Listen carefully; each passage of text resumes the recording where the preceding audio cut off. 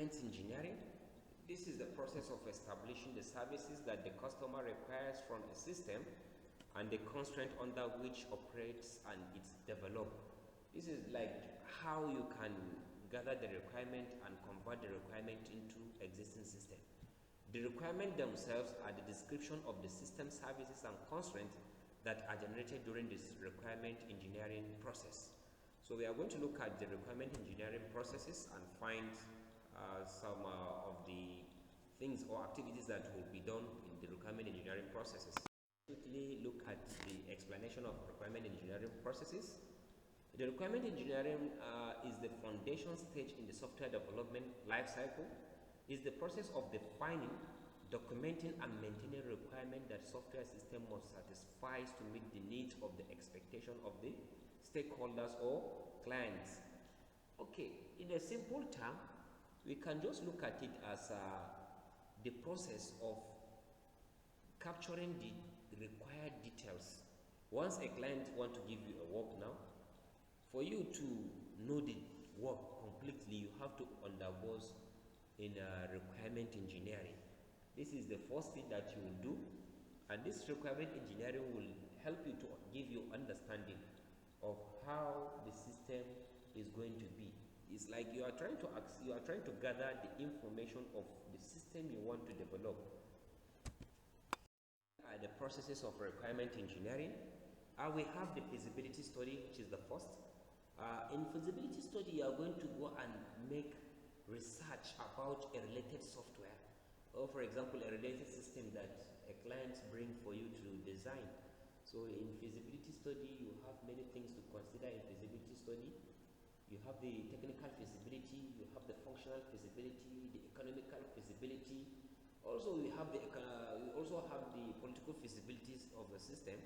So you have to understand how the constraint of the system is. But here, basically, you are going to look at the technical aspect of the system. Then from there, you come to requirement elicitation.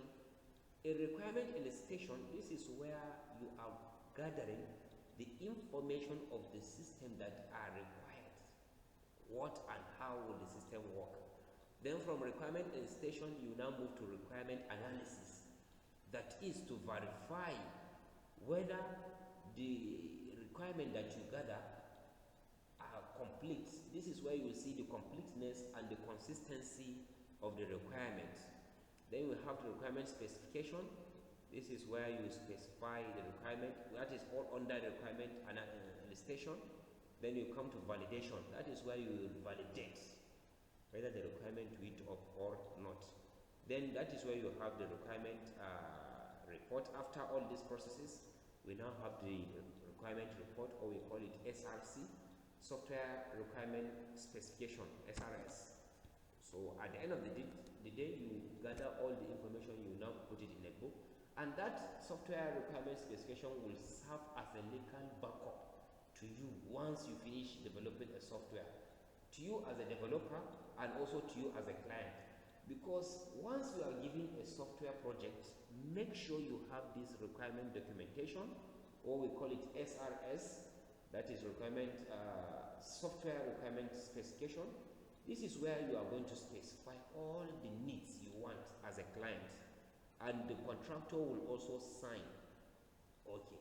Once he is delivering the software for you, you have to also come to testing. We are going to discuss about testing to see whether the system meet up with the requirement or it doesn't meet up the requirement. If it doesn't meet up the requirement, the developer must meet up with that requirement, but because that was the predefined agreement you had with him before starting the contract. As I earlier explained, these are information related to that, gathering of information. We have different ways to gather the information. And the system requirement, it can be a new system, or you are improving an existing system. So you have to gather the information. If, for example, it's an existing system, there are different ways and there are different tools that you can use to gather information. We have the interviewers, we have the surveyors, the observation, and the workshops. All these can be tools for requirement elicitation or gathering. Then we have the documentation analysis, reviewing existing documents such as business plan, user manuals, and rules and regulations of how to use a system. The requirement analysis part, analyzing and understanding the concept of the system, that is by gathering the information to understand the underlying needs and constraints, identifying the stakeholders' needs, analyzing the user stories or the information you gathered, use case analysis, that is using diagrams. Also, we can use identifying functional and non-functional requirement, of which we have looked at the functional and non-functional requirements in our previous class. We now have user specification, documenting requirement. This involves documenting the requirement of a clear, concise, and unambiguous manner. Creating requirement documentation using templates and formats to document requirements in a structured way. Using requirement management tool, employing software tool to manage and track requirement throughout the development lifecycle. Once the requirements are analyzed, the next thing is to validate, verifying and validation. This is a step that involves ensuring the requirements are correct, complete, consistent, and also visible. This deals with the techniques of requirement review, prototyping, and walkthrough. When you look at the requirement review, that is conducting a formal and informal review which stakeholders to identify and resolve the issue. Then we have the prototyping. When you talk about prototype, it's like creating a template or sample of it. So creating prototype to demonstrate the system functionality and gather a feedback. Then we have the walkthrough, conducting step-by-step review on the requirement with stakeholders. That is, you have to go through over and over to see that the system meets up with the requirement or not. Now the requirement management deals with the tracking and the controlling.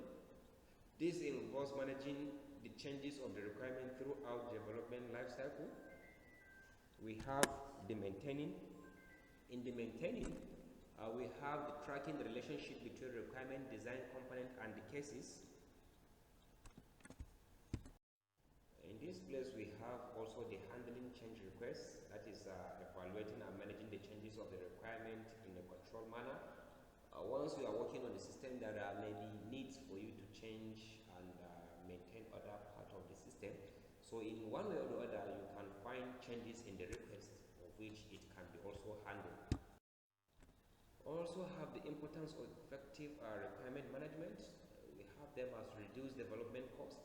Because when you manage it effectively by identifying and addressing the requirement issues earlier on, it will save costs of redoing the work or making it like in terms of prototyping manner, improve software quality, because well-defined requirements will lead to a successful and a better quality software, because it will meet up with the user needs or expectation.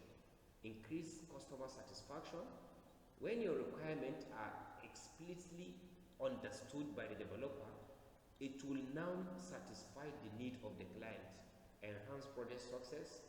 Having a well software engineering requirement engineering, it will make a work to be successful or a project to be successful by including on-time delivery and within the budget.